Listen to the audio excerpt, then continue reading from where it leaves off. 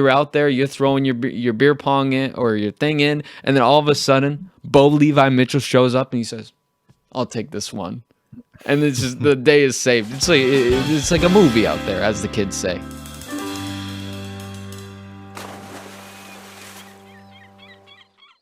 Welcome back to 11th Island, everybody. I'm Brad. That's Chris over there. Today, we're talking about Week 6 in the CFL. Also, at the end of this episode, we're going to look ahead to Week 7 in the CFL. But, Chris, what are we starting off with here? We're starting with a game that is near and dear to our hearts because we were there watching it happen live. The Hamilton Tiger Cats went to Toronto for the rematch of Labor Day against the Argonauts and lost 17-16. Brad, doink?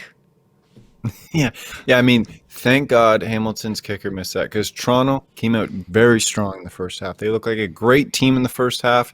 And again, it's been a tale of two teams this year for the Argos, and we saw both of them Friday night because we saw in the first half the good version of the Toronto Argos, in the second half the very bad version of the Argos. And I mean, at one point the Argos would play like they're a team that's going to take first and it'd be Grey Cup potential team. And then another half later, you're looking, this team be lucky not to finish last. Like the Argos have played 5 games. They're in first in the East, but we still don't know who this team is. And there's a lot of times when they play pretty bad. Like I don't know what to think about this team. They play like a boat. Like the boat on the low. You could see it behind Brad, right? Sometimes the wind is in your sails, Long way. and sometimes it's not. And, when you're a boat, you just got to go. They just go the way the water's taking them. And sometimes it's good, sometimes it's bad. It can change in a game, and it really, one of the things you could say that the injury to Dave Evans was one of the things that really kept the Argos in that game, even though they were up because but then, David Watford, he did what he needed to do there with minutes left. He got that touchdown, but he's helped by Arbuckle had the two interceptions. The one was really bad, where he was really just trying to throw it away late in the fourth quarter, and he just gives it away, and it was deep, deep. If I remember correctly, it was really deep in the Argos area of the field, and it's a situation where Hamilton, for as good of a team as people say they are, if you're that good, you really need to take advantage, even on the road, of a situation when the Argos are trying to hand you the game. And I don't want to sit here and place a lot of blame on the kicker, but you got to make that extra point, right? You got a minute 30 left. You got to drain that and tie the game up. But it means football, mistakes happen to everybody, and you can't put all the blame on the kicker because in all reality, everybody on that roster can be blamed because they should have been up big in that game. It's the same way with the Argos. Everybody on that roster could have put that game away a lot early against Hamilton. They had a 14-0 lead early, and you could have put your foot on that gas pedal, and it's not even that they let up; they just kind of fell apart. Well, and another angle to this all, because there was some shoddy play on both sides, right? The Argos really kind of fell apart, or barely held on, I think I should say. But really, we're talking, you play a high adrenaline game on Monday, and then you got to turn around and play another game on Friday. That you don't see that very often in football. I'm sure there was guys on the field that had never experienced a turnaround like that in their professional careers.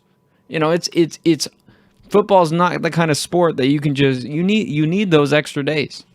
Especially when you're coming off, again, we're still very early into a season where most of these players haven't played in 18 months. So those quick turnarounds where your body's really, and honestly, a lot of these guys probably still really getting into game shape. Again, you're right. Yeah. It is the quick turnaround.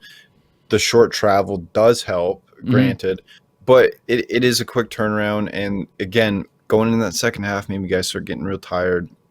And it raises a question about what happened to Evans.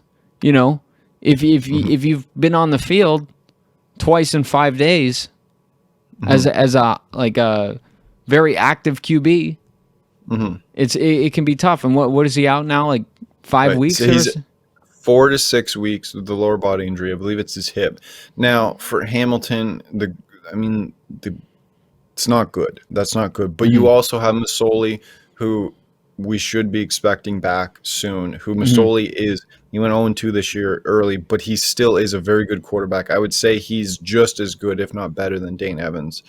And it's a situation here where if Dane Evans, he didn't play terrible, but if he didn't have his greatest game, now you don't have to make that big QB swap, and you can see what Masoli's got coming back after injury without kind of rocking the boat here. You know what I mean? Because you have to. No, so hopefully Masoli is able to go here, though, because we don't know how serious his rib injury is and if he's even going to be good, because he wasn't dressed on Friday. Yeah, and I mean, the big thing going into the season for Hamilton was that the fact that the Ticats have some choice at QB, and that was a lot of the intrigue going into the season and into those first 3 weeks, and when they were struggling a little bit, switching to Dave Evans, that was the big storyline. Like, what's the drama there? You know, all the people, ooh, drama. You know, even though these are a couple of very even-keeled guys that seem to want to put the team ahead. You know. And then we're in a position where Hamilton's like, you know what? The quarterback that we can play will be on the field. There's no choice to make. So it's an interesting how kind of that is totally shifted. And it's almost like one guy comes in and then now one guy goes out, and it's almost like it's all lining up pretty conveniently actually for the Ticats. But I mean, at the same time, David Watford, he's a guy that I'm kind of intrigued by seeing him out there. You know, watching him go from right in front of us, the Ticats 30-yard line, right in front of us, and drive all the way for a touchdown. You could really see him kind of figure things out. Like those first couple plays, it's like, okay, well, I thought these are the two of the best QBs in the league that are ahead of me on the string hierarchy, and I'm just sitting here and I'm chilling, and then all of a sudden, so now I'm out here, and he got it done. So, you know, it'll be interesting to see how the Ticats roll into their next game playing the Red Blacks. Yeah, and I mean, after this game here, the Argos are in first in the East here, but it is wide open as can be, because we don't know who the Argos are. They've been incredibly inconsistent this year. The Tiger Cats, who everybody was picking to win the Grey Cup, have been incredibly inconsistent to start the year as well. It's one of these teams can either heat up and run away with it, or it can cool right off and go on a losing streak. And or they can both. They both could heat up. We really don't know what's going to happen. And I think the most important thing here is we've said it before, that the 4 games that Toronto and Hamilton play this year are going to probably decide the East, barring an extremely hot Montreal team. They're 1-1, and it's still it's you know what I mean. So there's those next 2 games. There's going to be a lot on the line. And I think really, if you're the Ticats, this one's going to sting, but then you just gotta remember, you got to still be able to taste that Labor Day big win against the Argonauts. And I mean, even with your third string QB, you tagged the Argos just got off on a lucky blow. Who knows what was coming off the lake, you know, wind wise. And you still got a point differential in case of a tie at the end of the year right now. Yes, that's a huge thing with 4 games. You know, that could be, and I'm pretty sure they're split home and away, right? Yeah. So then, I mean, if we're gonna say, okay, the Argos are an incredibly scrappy team, incredibly scrappy. You know, whatever they got, they're gonna find and they're gonna use it, and they're gonna end up at least even Steven, you know, on a game. So the Argos, you can say, okay, they have some extra little magic at home, and that somehow works out. And I mean, what the Ticats have going for them when they're at home is, I mean, Tim Hortons Field, in one game, they've been starved for football out in Hamilton, and they love it. And and that is just, it almost feels like you're out west, right? Yeah. With just the intensity, and the Ticats respond to that. So I think definitely we're in a position where that point differential could be a huge factor. It's still very early, but it could be a very huge factor, Brad. I agree. And we've been hammering on Toronto and Hamilton a lot here. We're going to move on to the next game. But before we do that, we got to hammer on them a little bit more. And this is just almost pumping our tires. We are Toronto Argonauts fans, but we are also massive Jagarrett Davis fans. So it was very nice to meet Jagarrett Davis, former guest of this of the show. And if you haven't watched that interview, we'll put link in the description, or Chris, tag it at the end of this video, right? Yeah, we'll tag it. And I mean, well, I'm putting up a picture now, pretending like we're doing this live. We usually do this stuff live, but yeah, look at that picture, Brad. Wow, nice. Good picture. It was really nice to meet Jaguar, and of course, like the fact that he remembered us was super special to us. And we're going to be talking to him again this week, so we'll be posting an interview for you guys, our first reoccurring guest. So that'd be super cool. The first one that wanted to come back. How about that? It'd be nice to talk to Jaguar again and see, I mean, get an insight into what's it like during the season with all these COVID rules, and kind of check in with him. And of course, I mean, super fun to have on. So we're looking forward to that. All right, some Banjo Bowl action coming up next. The Blue Bombers beating the Rough Riders big 33-9.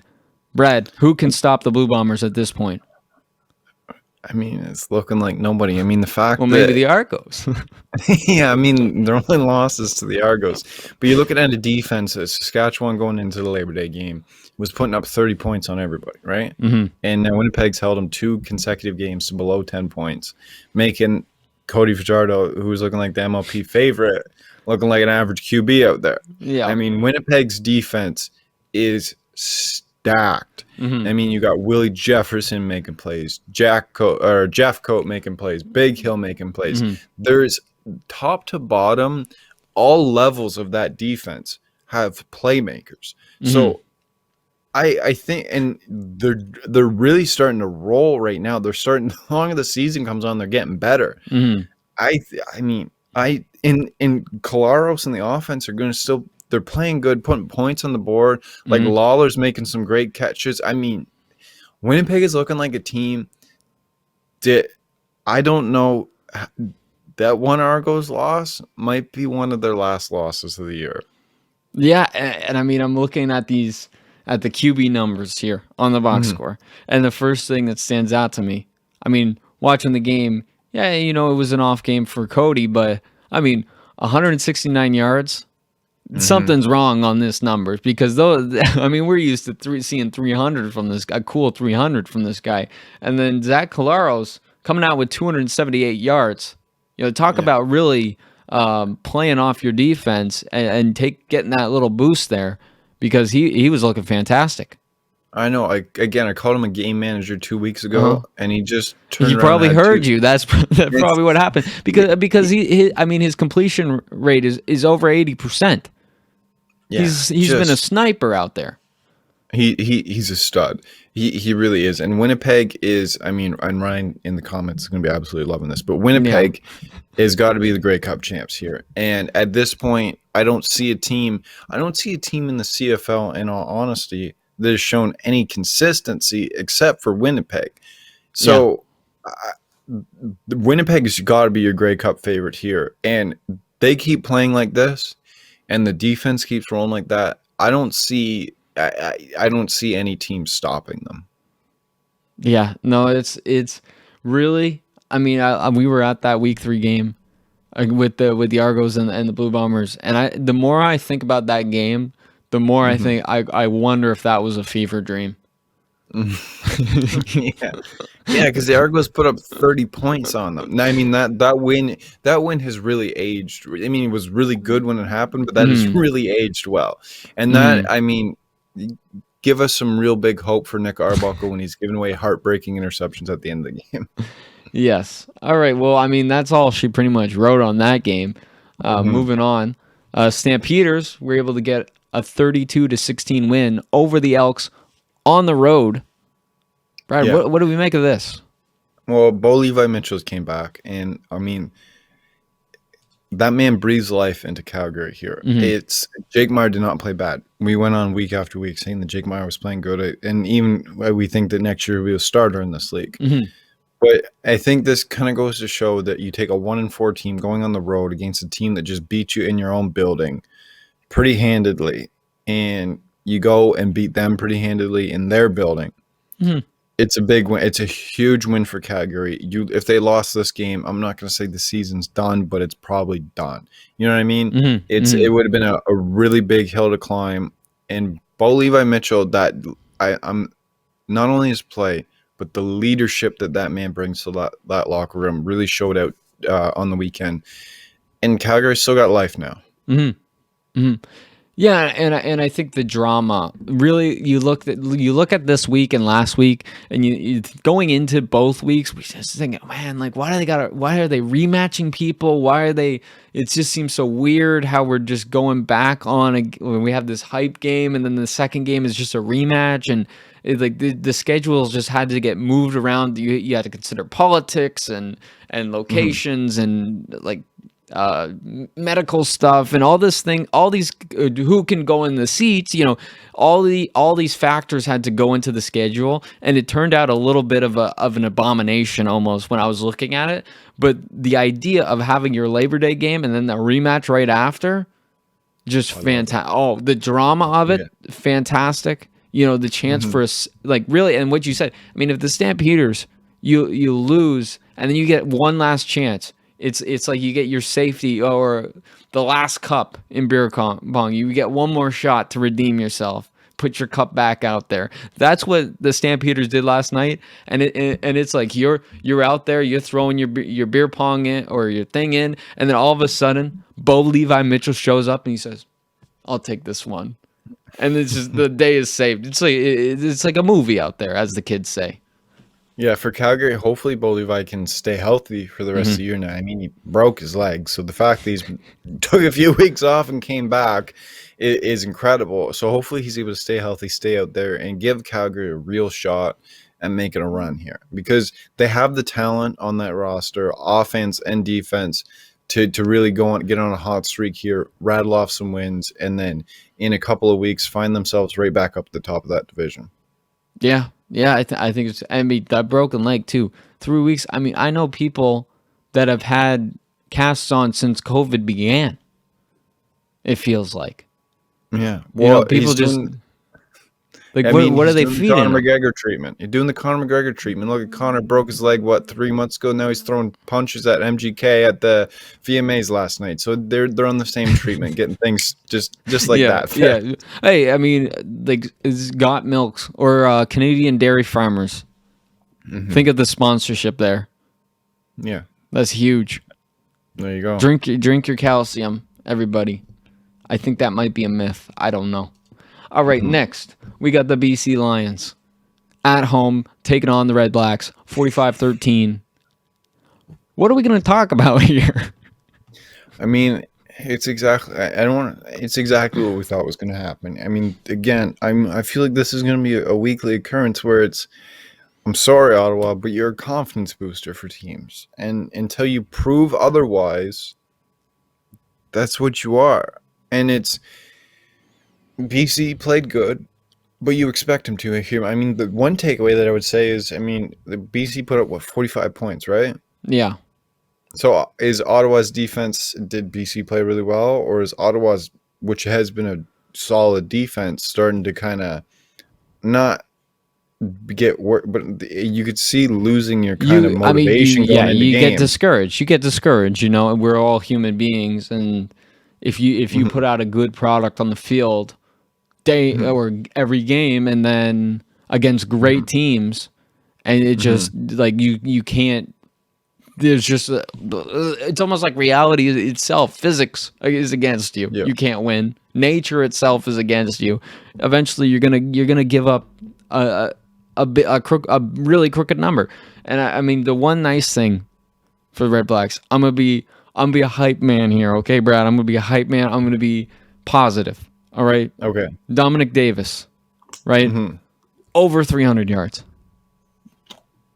Yeah, well, but what's crazy about it? It seems nuts about it. Is the guy had 51 attempts.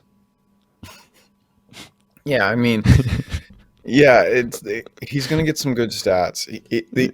Whoever the Red Blacks go, if they're going with Davis now, which it looks like they are, and unfortunate for Matt Nichols, who's a friend of the program, but that's probably the right decision to go with Dominic Davis, especially in a situation where Davis is clearly healthier than Nichols. He's a more mobile quarterback than Nichols, and if you're gonna have somebody running for their life back there, You want a healthier, more mobile guy that's going to be able to air it out in a situation where Matt Nichols can't right now. Matt Nichols with the shoulder is going to be more of that game manager quarterback. You put Matt Nichols on Winnipeg again, they're having a fantastic year. He's having a fantastic year because he can play to what he's capable of.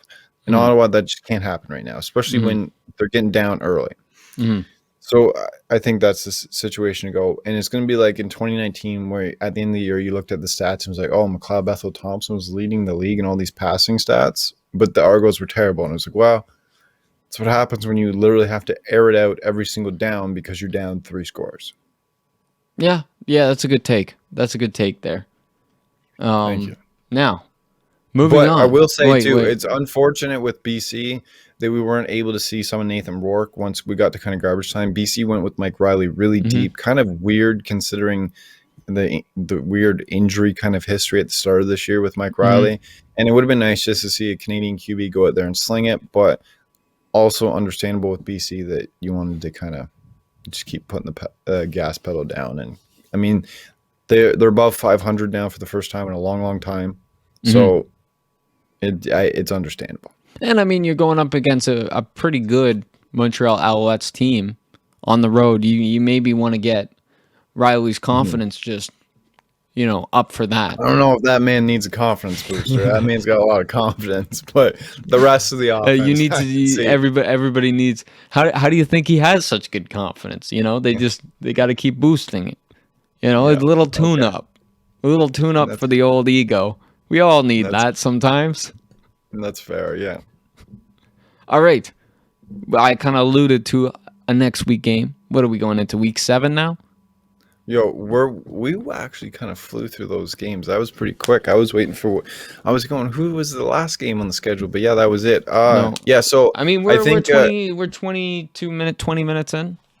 Okay, I will say one thing before we get into next week's books, just real quick. I don't know if you even saw this because this was released kind of later today, and I don't know if you saw it before you got on here after work. But Chris Jones, former Grey Cup champion in the league with this last with Saskatchewan in 2018, had a little stint in the NFL, was coaching in. Don't know, honestly. I don't know. I believe East Pittsburgh, has left East Pittsburgh High School effective immediately to come to the Argos as a defensive coach because the Argos had 2 coaches take a leave due to new COVID vaccine rules. So we're seeing some kind of coaching changes in Toronto midseason due to COVID rules. How much that throws off things going forward. How much, Chris Jones coming back, people are going to kind of sewer him here because he's leaving high school middle of the year somewhere where he hadn't been for very long. You kind of got to take that job if you can get it. How much you get? Is the high school job paid very well? Probably not. Versus a job in professional football. And if you wanted to get back into the CFL, that's the perfect time. So it's just a little bit of an interesting situation there. And again, I wasn't even sure if you had heard about it. No, I hadn't heard about this, and that is an interesting situation because you think about. Obviously, CFL is more immediate to us. It's more immediate to more like a lot of people. A whole town, a whole city is behind their team. So it's like, oh, okay, so we're down a coach or a couple coaches. Like we got to bring in men. Yeah, let's get this guy. Let's just like whatever he needs, we'll bring him over. You don't think about the kids. That he's probably impacted this season. That he's probably invested into this season. But at the same time, we don't know all the details. We don't know. Because for all we know, everybody at that school was like, "You fool." He was probably, I don't want to go. And he wasn't, making a drama of it, but he was saying like, "Hey, this came up." Someone finds out that, hey, this came up. It's like, "Oh no, I won't take it. I got to focus on this. I'm here now. I committed to this." And then everybody around him just like, "Hey, man, like go coach professional football." Yeah, and it's a situation where he did sound very regretful taking it, and that he said this is the best thing for me and my family. So you can't fault him for that, but it also it sucks for the kids, and especially for high school. That's really early in your career. It makes it tough for you to really fully trust a coach again in some ways if a guy leaves 3 weeks into your season. Yeah, also now you have a contact in the CFL. Very fair. I mean, you kind of had Chris Jones has deep ties in the CFL. I mean, he's won 4 Grey Cups. He was a GM and coach for Saskatchewan as early as 2018. He does have deep ties. So you can look at, I guess that is the positive way of looking at it. I agree. Yeah. But it's unfortunate. It's unfortunate for the kids. It's a weird situation for Toronto that we can spin into a positive there. And behind that, to peel back the layers too, I mean, there's 2 guys that quit because suddenly halfway through a season because of they didn't quit. They didn't quit. They're on leave. Oh, they're on leave. I believe based off what Pinball said. I mean, this really happened right before we started recording, so it's a little bit late news probably tomorrow. But Pinball said that they had the job still. They're just on leave. So nobody knows what's going on. Okay, and we're just jumping right in. Think about the children. Think about the kids, man. Get your vaccines. We're just jumping right in then. And we just can't go a week without adding that COVID tag below. Yeah, see, we're just jumping in when it just happened, and then we're gonna not put this up till tomorrow. So then people are gonna think, oh, you guys had all the facts on you, and you still said that take, or who knows? Who knows what's gonna happen? But we do know what's gonna happen next week in the games, which is why I listen to our picks. All right, Toronto Argonauts taking on the Saskatchewan Roughriders, heading back out west. So the what do you want first? Just the point spread. The Roughriders are Roughriders are -3.5.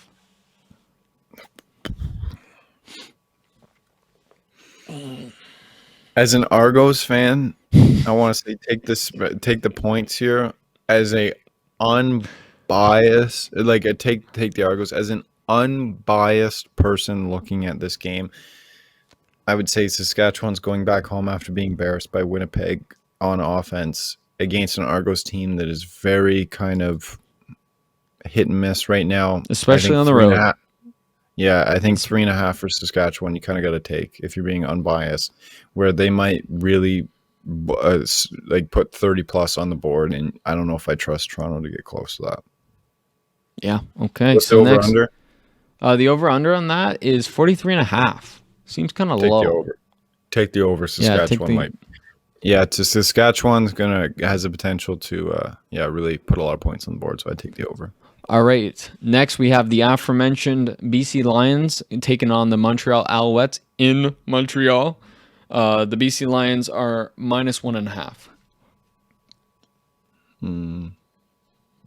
I think Montreal's rolling here. I think you take. Wait, sorry. Did you say it was in Montreal? Sorry. In Montreal. Yeah, take the home team. Take the home team. Take Montreal here. And you said it's 1.5. Take the money line. Don't play around with the points. Yeah, it's not worth it at that point. And it's a huge over under, 49.5, which I think is right on the money there. I think. And again, if you're getting huge over unders, you got to take the under here. That's really, if it's a normal point spread like that for the over under, make the teams prove to you that they can hit the over. Take the under here. All right. And then we got the Blue Bombers taking on the Elks in Edmonton. Bombers -8.5. What happened to the Hamilton game? That is 3 hours later. Okay. Sorry, give me the pick again. Give me the game again. Blue Bombers, Elks, Bombers -8.5, and it's in Edmonton. That's a tough one because Winnipeg's really been rolling. I think you take Winnipeg here, even at 8.5, because the Elks, I don't know what we're going to get here from them, and that Winnipeg's defense is so stingy. I think you take the 8.5 here with Winnipeg. Yeah, I mean the Blue Bombers the defense smelling blood in the water after the Elks lost to the Stampeders.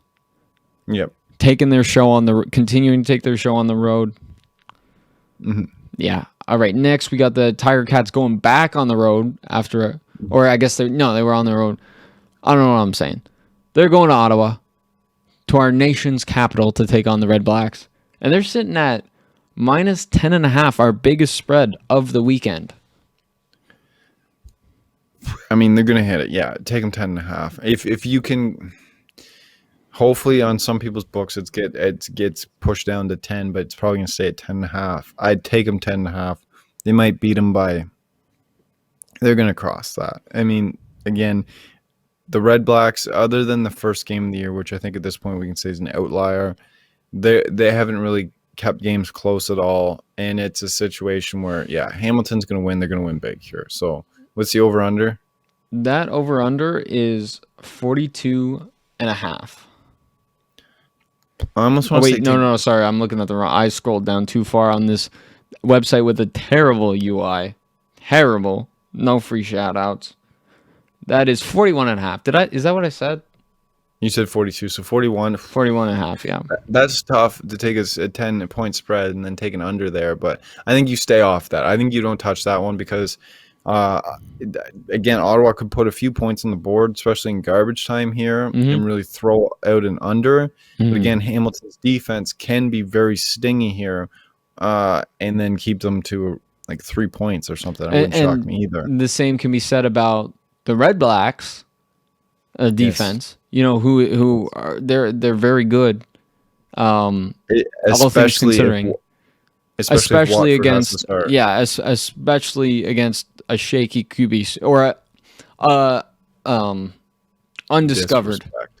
Yeah, it's not shaky. That was not a good thing to say. And unproven. That was the word I was looking for, and I just couldn't find it. And then you just went straight for the disrespect. Yeah, so maybe I'm the shaky one. Well, we know that.